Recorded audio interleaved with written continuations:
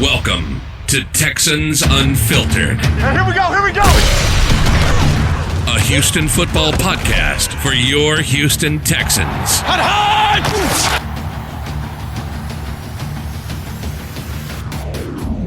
Welcome back to another edition of Texans Unfiltered, a Houston football podcast for your Houston Texans. And wow, John, we have a team, a real team, a complete team. And most importantly, we have an offensive line. Dude, I mean, that was something else to actually watch. Our offensive line was definitely not the issue for once. Without any sort of debate, they did their job. And we beat a team that, plays in a soccer stadium and can't fill it. But we'll still take it. We'll still take this win. It was a come from behind. And, I mean, we looked pretty sharp. The team looked good in a lot of areas, specifically on offense. It was a slow start for sure. But let's get into the game itself. So the game itself started off really slow with Deshaun making a very, very, rookie mistake, throwing it lateral and then throwing it to the ground. The Chargers then go on, they score 10 unanswered points. And then from that point on, the offense started to look how we've thought that it would look. The difference being is that there was not a lot of home run plays. A lot of dink and dunks, short, get the ball out quick, make everybody's job a little bit easier on offense, specifically the offensive line. And they performed at a very high level. The best part about yesterday was the fact that all three of our first round picks were on the starting offensive line. Laremy Tunsil, he counts as two. Titus Howard. And then our second round pick, Max Sharping, was there. So we had, everybody kept complaining about our investment in the offensive line. And when you look at it now, if that is what we can come to expect, with Sharping playing guard, Titus playing right tackle, and then Tunsil playing left tackle, moving forward, there should be no more moving pieces to this line, barring injury.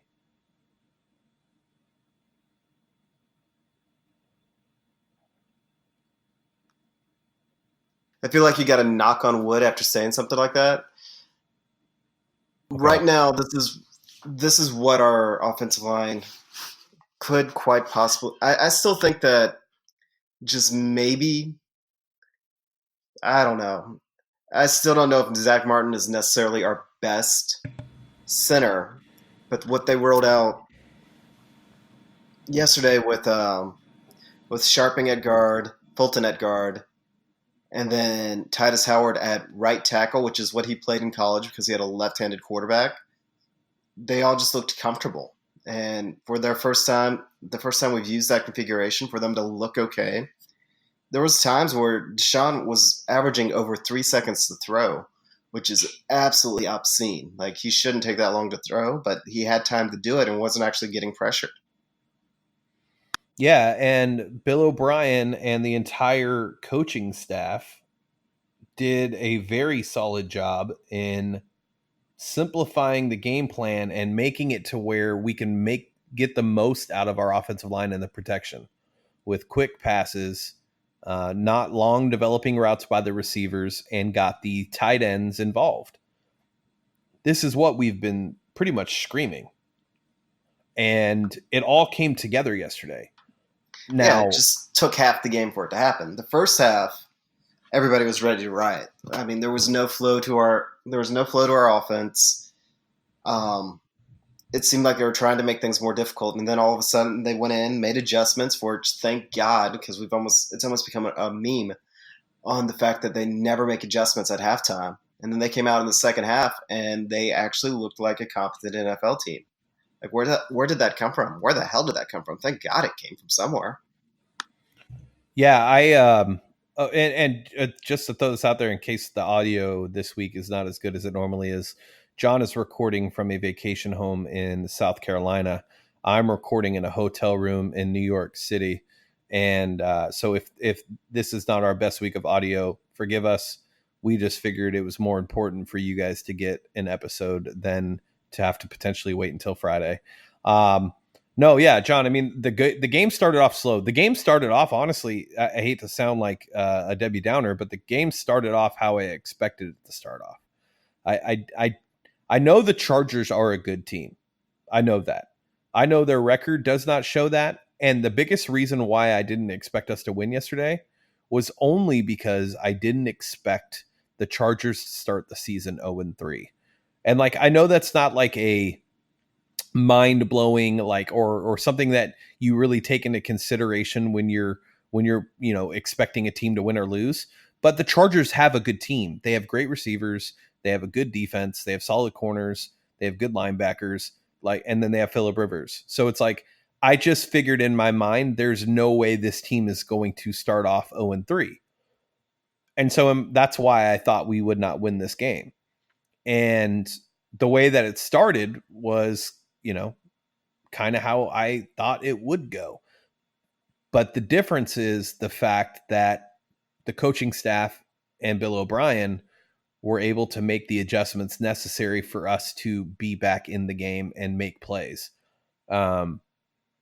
Especially Deshaun starting off the way he started off, which tends to be a thing with him. Like if we remember the Patriots game last year in the opener, first play fumble, last week wasn't a great game. Then this week he starts off slow, and then out of nowhere he just comes back and is just Deshaun Watson.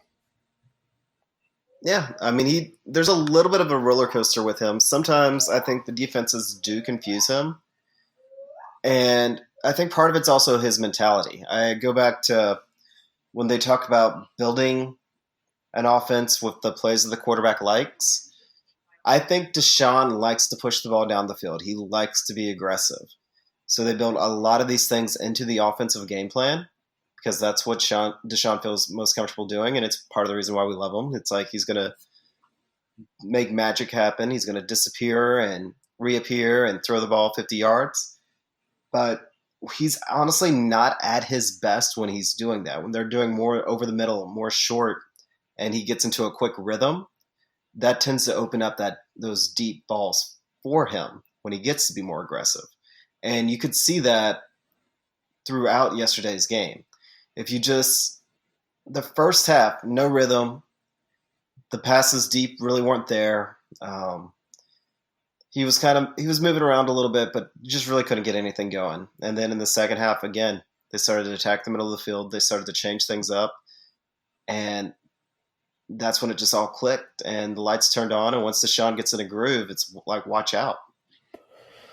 Yeah, Deshaun, once he got going, was just incredible again yesterday. Definitely gave us some scares as he normally does. He definitely, I know he didn't take a lot of hits yesterday, but the hits that he did take were they were hits that you don't want to see your quarterback take. He took some pretty nasty ones. But at the end of the day, he popped up as he normally does, did Deshaun things. The best part of yesterday was just the fact that the tight ends were so heavily involved in the game. You could tell that they were a focal point for our offense. And not sure what made Bill O'Brien make that adjustment to get the tight ends involved, but it's nice to see because when the tight ends are going, the wide receivers are always going to be going. We have too many of them. So it just opens everything up. And then especially when the run game couldn't get going the way. And honestly, John, we have to give credit to Bill O'Brien for not shoving the run down our throat yesterday. He could see that it wasn't going to work and basically abandoned the run and went straight to the pass and let that be our offense yesterday. And the fact that he did that, when in years past he would just continue to force the run, was really one of the bigger takeaways. Was that everything that Bill O'Brien is doing right now is exactly what you and I have been screaming for him to do for the last 5 years. Right. And this game actually showed a lot of growth on Deshaun. The Chargers rolled out a bunch of zone coverage. Deshaun had, according to Next Gen Stats, he had 3.2 seconds on average to throw. And with that, he only had 2.9% of his throws were what's called aggressive throws, is where he throws them into tight coverage. So he was actually sitting back and picking apart a zone and not trying to force the issue, which for him, that's fantastic. Like, that's part of where his aggressiveness will kind of get him into trouble. He's been confused by zone blitzes. He's been confused by those in the past. And this game he goes out and he lit up a very good Chargers secondary. And it's kind of one of those things that we've talked about before on this podcast. Good quarterbacks will succeed against zone. You have to play man and you have to blitz. And Deshaun has kind of made that transition from where he does a lot better now against zone. If you're going to give him zone, he's going to take it. Now we got to see how he's going to react against a team that's going to play tighter man coverage and they're going to blitz more often, where it's more about the better athletes. So the part that was most surprising yesterday, where I was going was, I talked about it last week, and like that we shouldn't think that the Jags game is what we should come to expect from this offense. We played a really good defense that played a lot of man, that gave us a little bit of trouble and kind of confused Deshaun a little bit. In the Saints game, they played a lot of zone. And the Jaguars have kind of had Deshaun's number. I mean, in his career, he has a 56% completion rating against the Jags. Yeah, there's the type of coverages they play with Jalen Ramsey and the type of pressure they've been able to generate. There's a reason why every single game plan that we've had against the Jags has been to run the ball heavily. Right. Bill O'Brien sees something with their run defense that can be attacked, but their passing defense has given Deshaun fits. Yeah. So, and that's kind of where I was going with, and that's, I think, how I ended the podcast last week, was talking about take a combination of what you saw from the Saints game and the good things you saw from the Jags game, put those together, and that's what we should expect from this offense. Then this week, they mixed in a ton of underneath routes, out routes, just a lot of quick throws to get the passing game going, which were things that we didn't see in the previous two games. So now add those three together, and what you see is a complete offense. If the run is shut down and not available, they can go to the pass. If they need to run the ball, they can run the ball. Now, I do think a lot of the issues from the run game this week was just the fact that Titus wasn't playing left guard. With him and Tunsil on the left side, it's almost you're going to have holes. They're just too big and too good to be able to stop them from creating holes and giving the running back space to run. This week, it was completely different. We had, a new left guard, Titus at right tackle. So I still think that they're going to get the run game figured out. But when you add all three games together, that is the expectation for what we should expect from this offense moving forward. Is that fair? Yeah, and that's kind of also the point about the three games, is it's been three different offenses completely. Well, not completely, but 3 games, 3 different results, and 3 different ways that the offense has played, and that's kind of what they've been searching for, is what does the opposite defense do, and can we kind of attack that weakness instead of trying to find something we do really well and just try and capitalize on it.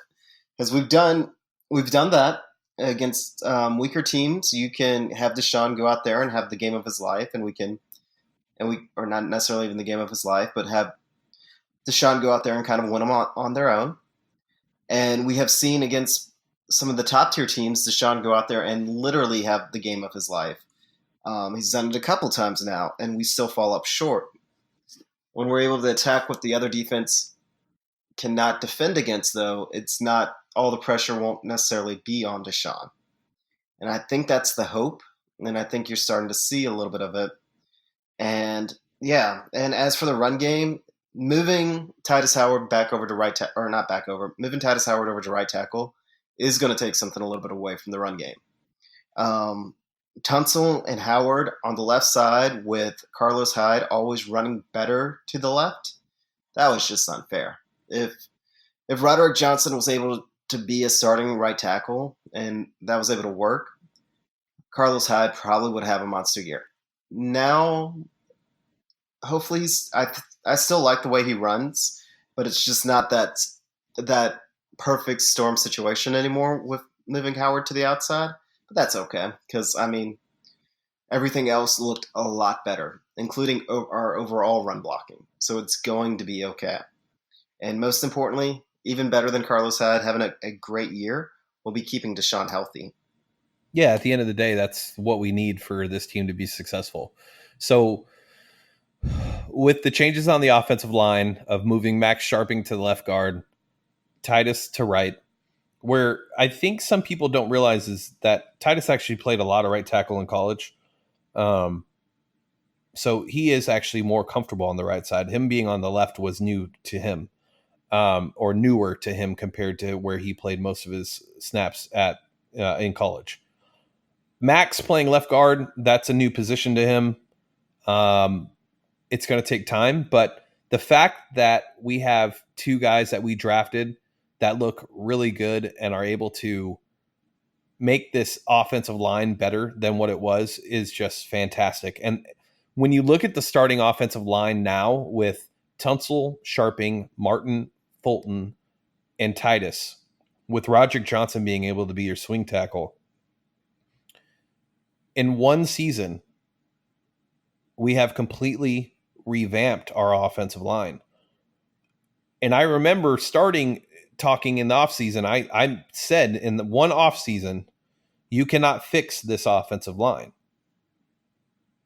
And it's one game with this line, but it's 2 games with much improved offensive line play. And John, I think that you can say that if this is what this is what Bill O'Brien said we're expecting, is that this will be the starting offensive line moving forward. I think you can say that we have completely rebuilt the offensive line in one offseason. I don't want to get too far ahead of ourselves quite yet because we still have to face the Panthers next week, and Brian Burns has looked like an absolute monster. Yeah, but so was Josh Allen and Calais Campbell and everybody on the Jags, and so is Melvin Ingram and Joey Bosa. I don't think you can say that the Panthers' defensive line is that much better than the Chargers' defensive line. Yeah, I don't want to get too far ahead of myself quite yet. It's different for sure. I mean, they have Gerald McCoy, they have Gerald McCoy, Kawan Short, and Brian Burns, but Brian Burns is a rookie. I mean, and not that he's not good, not discrediting him. I'm just saying that they're not the part of the team I'm scared of going into next week. And we'll get into the Panthers next week. But I think what we need to do is, and I think this might actually be the first time we've ever done this, John.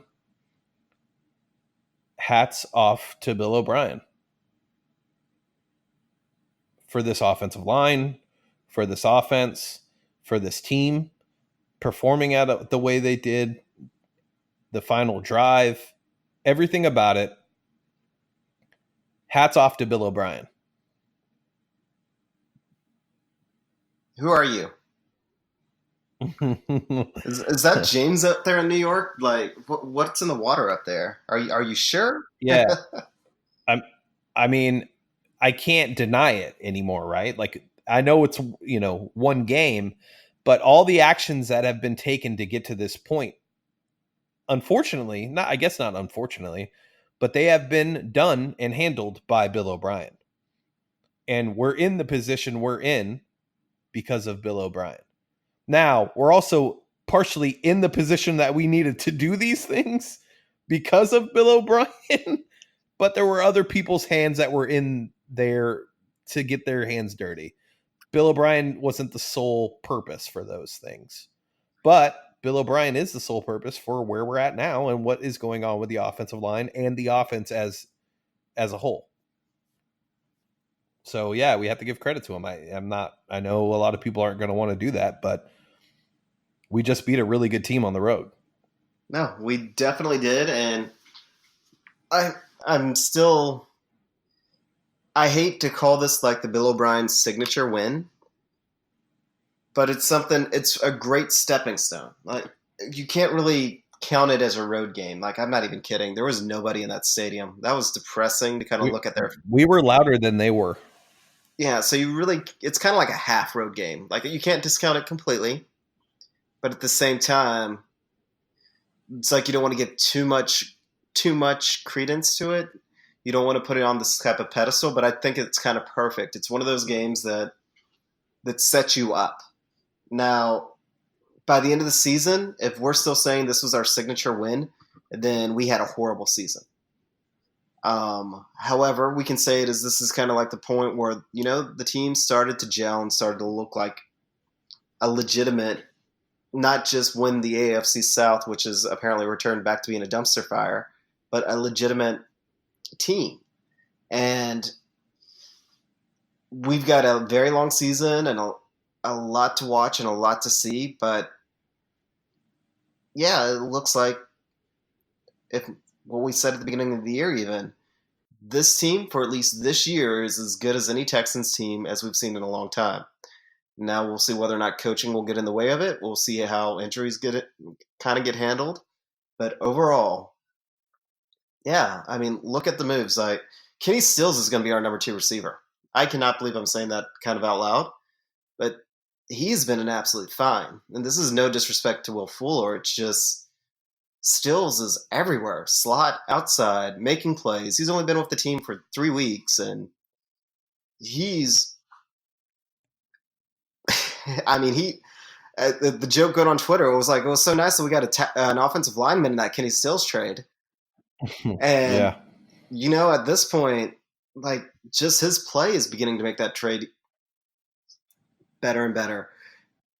Kenny Stills with Deshaun Watson is kind of like the ideal match. Like, he's like Will Fuller. They just match Deshaun's play style, or you want to attack the field down the field, and to have both of them along with Hopkins, like we're just light years ahead of where we were last year with our receivers.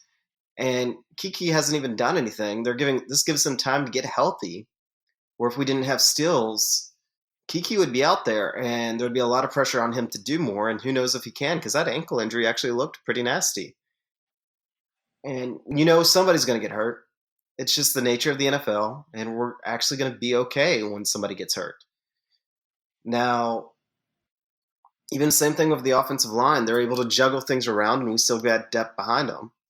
And when I mean depth, I'm talking about Roderick, nobody else. But still, that's that extra player that can step in, and we won't really miss too much of a beat because Roderick Johnson was fine against a very good Jaguars team. And again, it's kind of crazy to think, but this team actually has a little bit more depth than they have in the past. And it really will be just going out and executing. And hopefully they've put enough players together that it won't live or die based on Deshaun. But when Deshaun's on, we can beat anybody. We absolutely can. And we haven't even talked about the defense yet. Yeah, I think it's really going to be very telling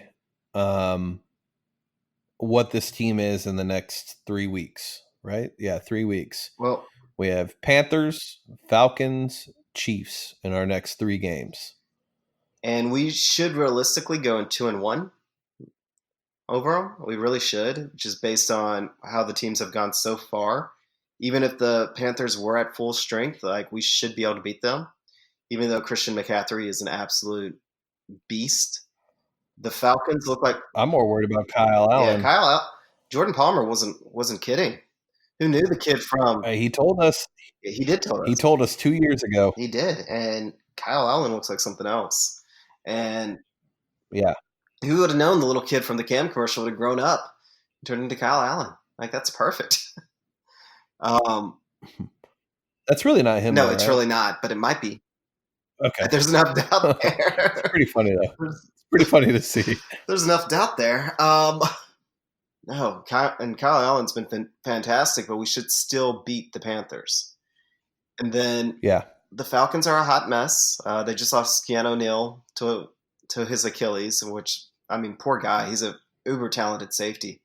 And Oh, yeah. to lose him to injury again. And then the Chiefs will be the test. The Chiefs just go out and beat everybody. We'll really know where we're at in the FC if we can just hang with the Chiefs. Not even necessarily win, just hang with them. But, yeah. So before we start on the defense, last year you made me apologize to Lamar Miller. Do you feel as though you should do the same for JJ? No, I don't. Sorry. You know what that was? That performance on Sunday, great and all. I love it. He showed up when he needed to. When you play a bad offensive line, you should have those kind of games when you're JJ Watt. But I want to see it against a good offensive line. I want to see it on a regular basis. I want to see it continue. If he has another game like that, then great. I'll be back on and I'll send him my apologies. But it needs to be consistent. And that offensive line there in San Diego is really bad. So you're saying that we have to have another JJ game like this before you'll do the apology? I don't even need a game like this. What I need is for him to show up. What I need to see is his aggressiveness. I need to see him get off the snap and make the right call. Stop whiffing. Make the tackles. Get in the backfield. Rush hurry the quarterback. Lay a couple quarterback hits. I don't even need you to get sacks. I just want to see you active in the backfield.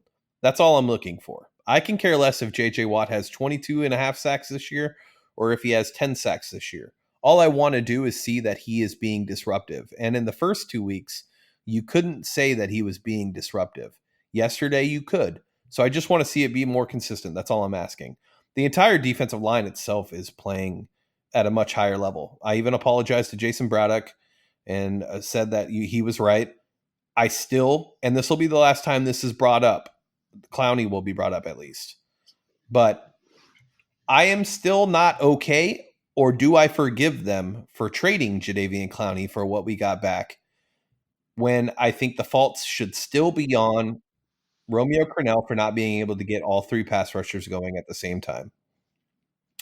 People act like it was impossible to do, and that's not the case. It's not impossible. It was just we wanted to move JD around to give everybody else a better matchup.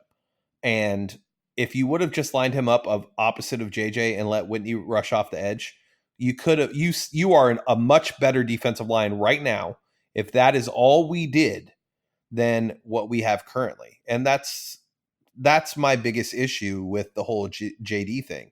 It's not that I don't think that we can generate sacks. It's just the fact that we could be better on defense if we kept JD, and we aren't. And that's the biggest problem. Well, one of the things that you can kind of look at is Charles Omenihu and how they're using him. First off, I kind of owe Charles Omenihu an apology because he's been much better than I expected him to be.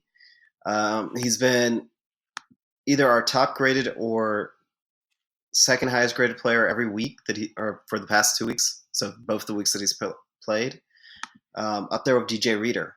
And he's been a perfect complement to DJ Reader. Now, the reason that I kind of bring that up is Charles Omenihu has been much, much better than I expected. But physically, he's a poor man's Clowney. So, and I don't mean that as disrespect. He's neither as fast or as big as Clowney. However, he's very, very similar in skill set. And look what they've been able to use with him and do with him rushing through the interior. I think that had they played Clowney in a similar manner, yes, it would have kind of taken away from Clowney's ability to be a run stopper, but it would have generated that interior run pressure. And you know what? You didn't need Clowney to be the elite run stopper when you had Whitney Merciless and JJ Watt on the other sides. It was just one of those. I kind of really agree with you, Rack. I don't understand why he wasn't creative and how he put him out there and made all three of them work to the best of their ability.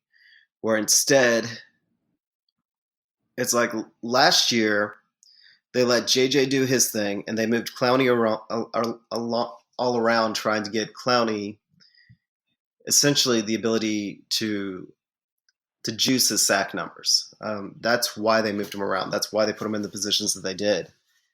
And then they asked Whitney to go play off the ball, which I get the idea behind it, trying to just wreak havoc on the offensive line.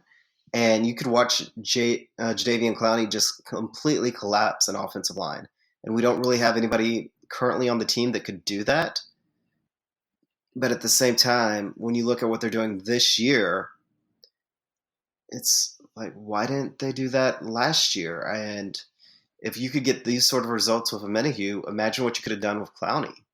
I don't get it. Well, and that's the biggest problem I have, is that I don't think any smart football person, and there's some out there, who can make an argument that this team is better without Jadeveon Clowney on it. Don't point to Whitney Merciless and tell me, and then compare his stats to JD over in Seattle and expect me to balk and say, oh my God, we are so much better. We should have just had Whitney rush the edge last year. Well, no shit. We should have done that while we also had Jadeveon Clowney. Like, they're two different arguments. This team is better with Jadeveon Clowney on the team and using him, Merck, and Watt together correctly. That has never happened. We never got to see the three pass rushers get going at the same time.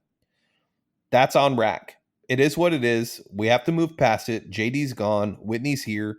And he's going to have to get signed to an extension of some sort, or else we really don't have a pass rush. But that's the end of it. That's the end. That's JD. We're done. I won't bring it up again.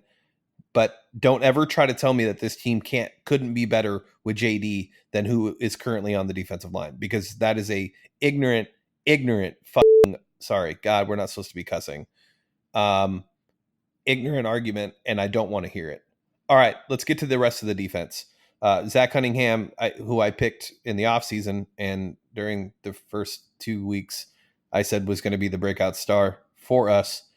And Zach Cunningham is a freaking monster and is all over the field. I'm in freaking love with Zach Cunningham. We've been saying since the day that he was drafted, he was going to be a find. And it's nice to be correct. It really is. Cunningham's a monster. Thank God he's on the team. Thank God that we have him and Benardrick McKinney. I mean, yeah, what can you say?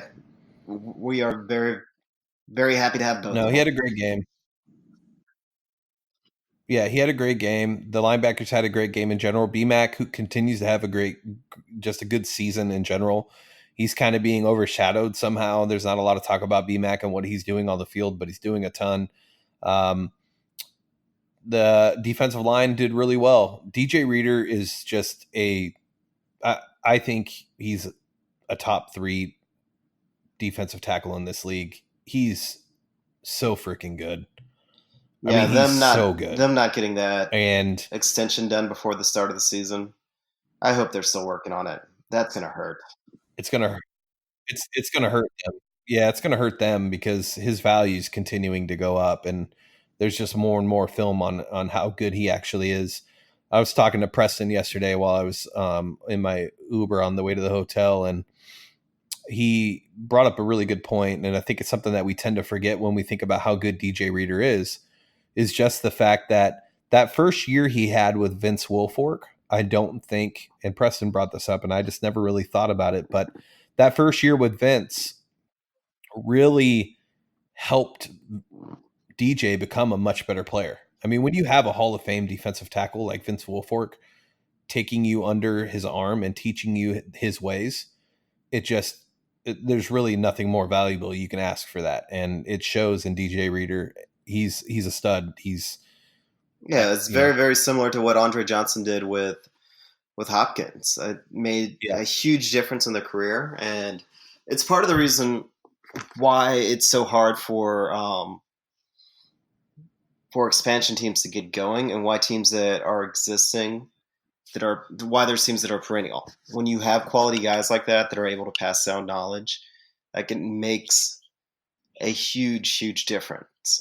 Having there's a reason why the Steelers always have good receivers, and there's a reason why the Panthers always have good linebackers. It's an organizational knowledge that you get when you have quality players, and then they teach it to the next generation. And it's nice to see that the Texans are starting to get that, and we're starting to see the results of that. And yeah, no, I agree.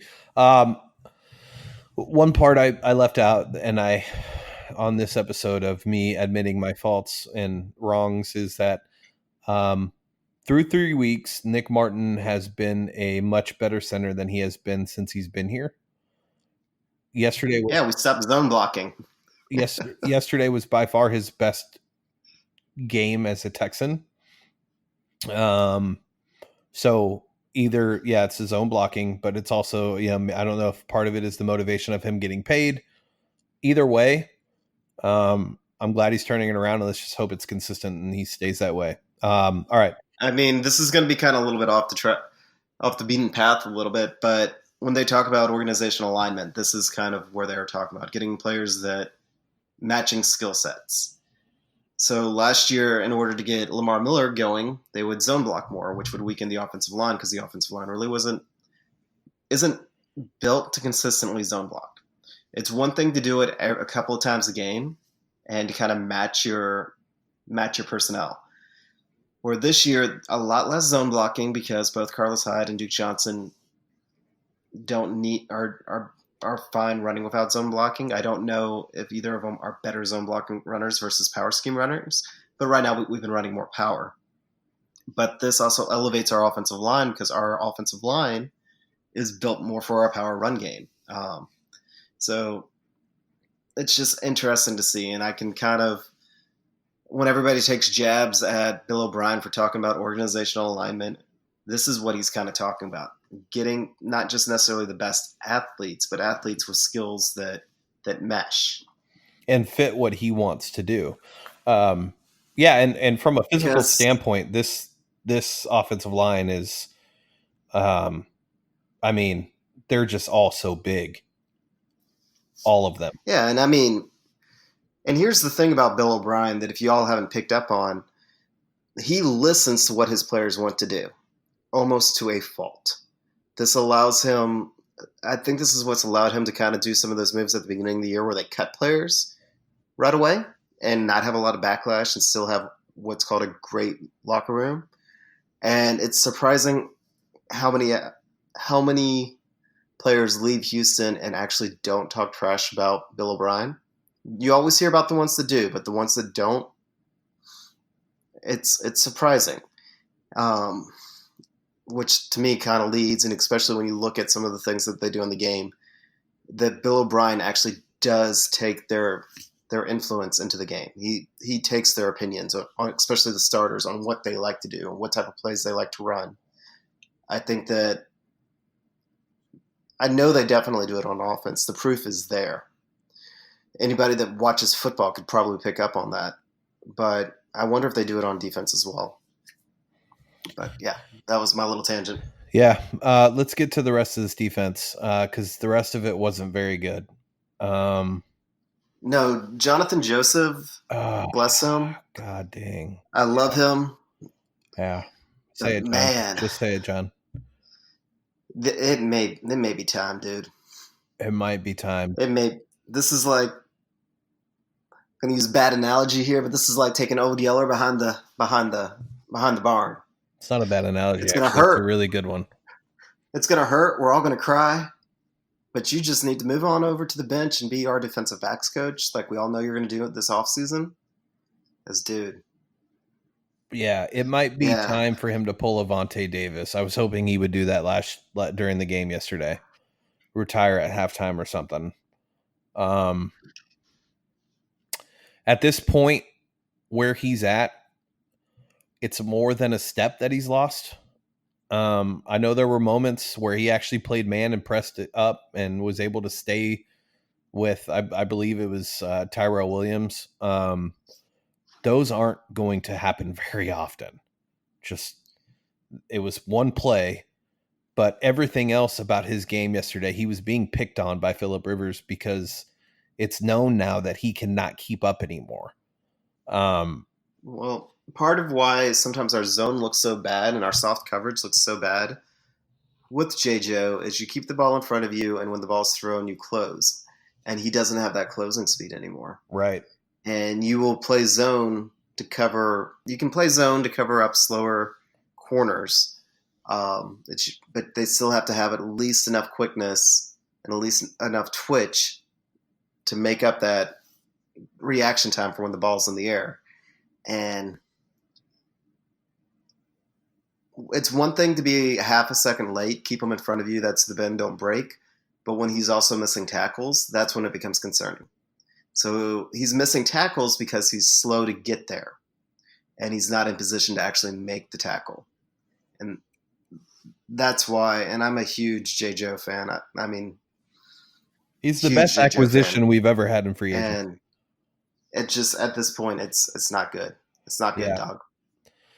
I think at this point, if Bill O'Brien continues the trend of what he's done so far during the season of making the difficult decision and moving on, I'm hoping that he's able to do that with J-Joe. I know we don't have a ton of depth. I know we don't have a ton of great corners, but right now, Xavier Crawford would be better than Jonathan Joseph at corner.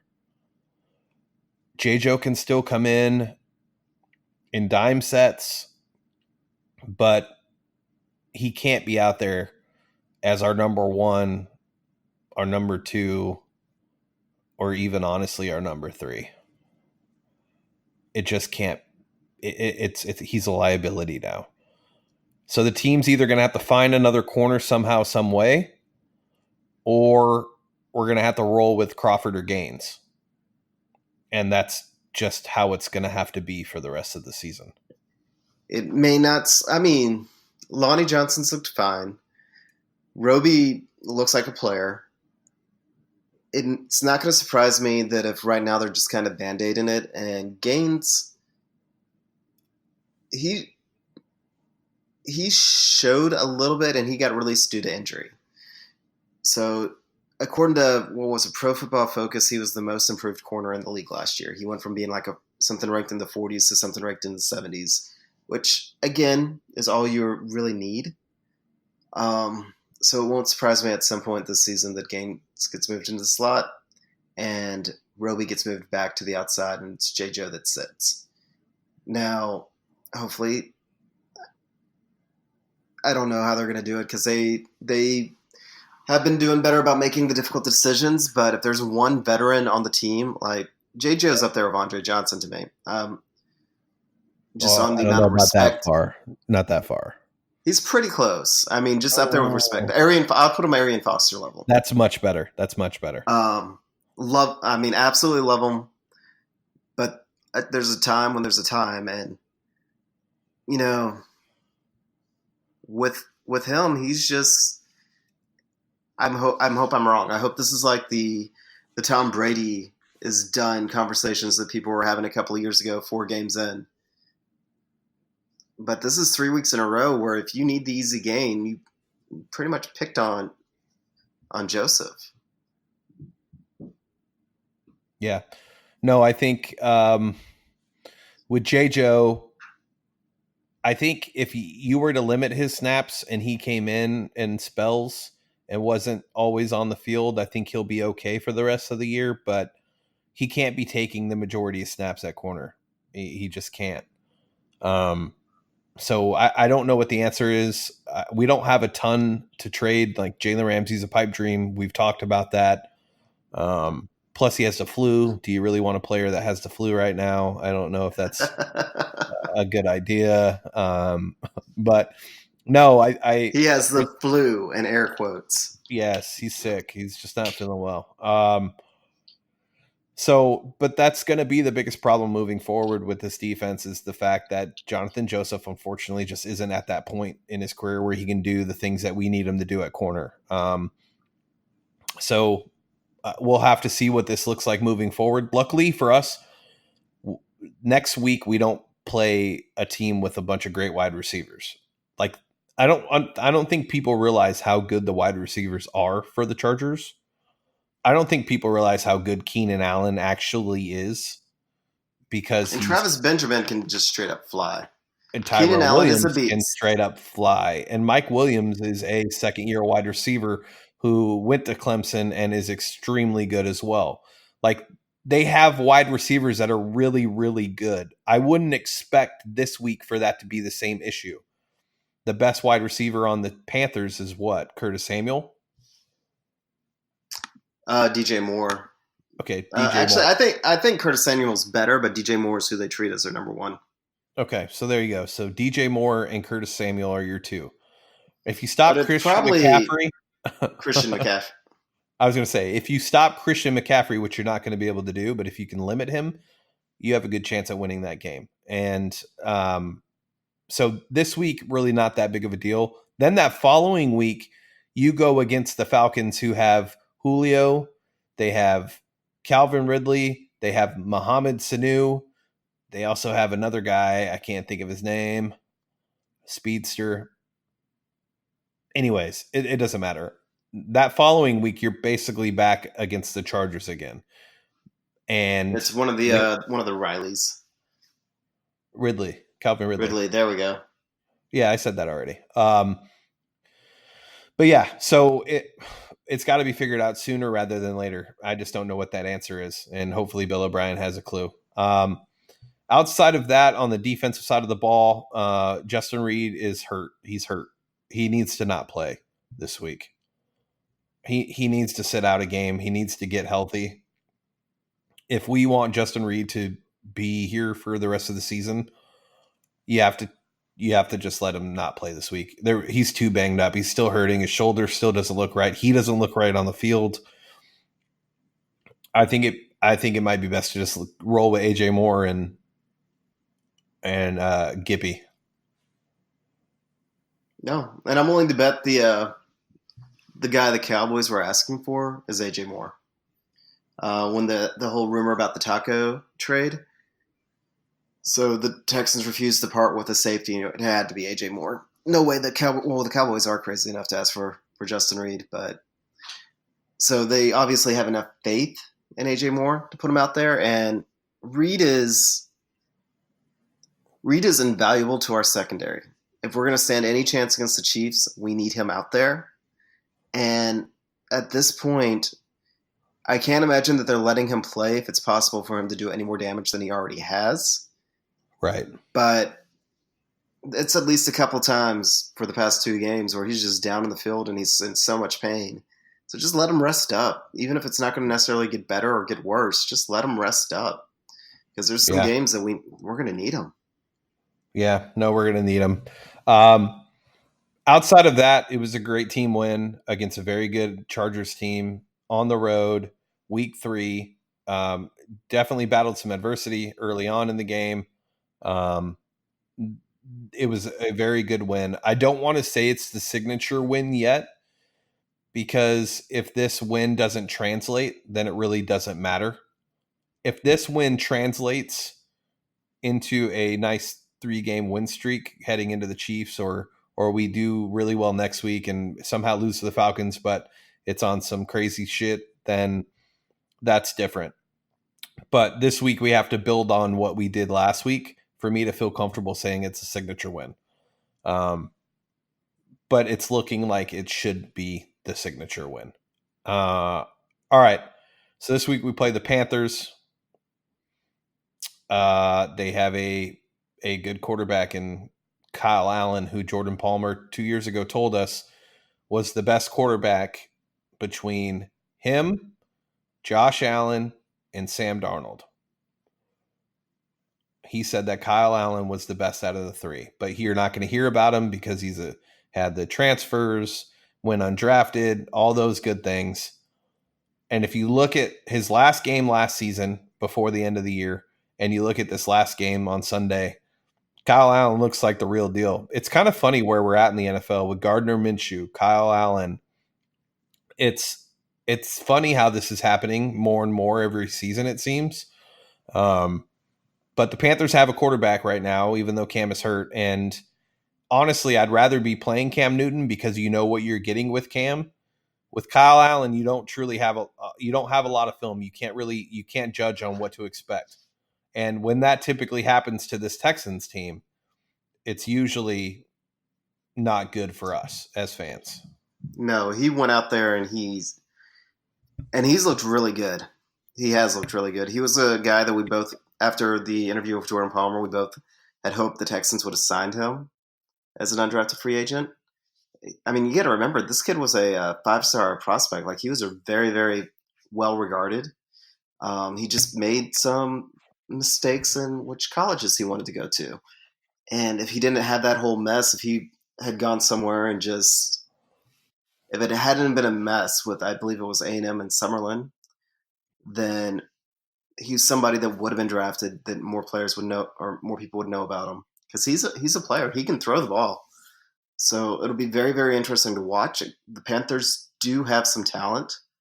DJ Moore and Curtis Samuel, both of them they're Golden Tate style receivers, really good yak guys. Samuel's a little bit quicker, and he's more of a deep threat. And right now, everything that we've just said about JJ, he actually scares me.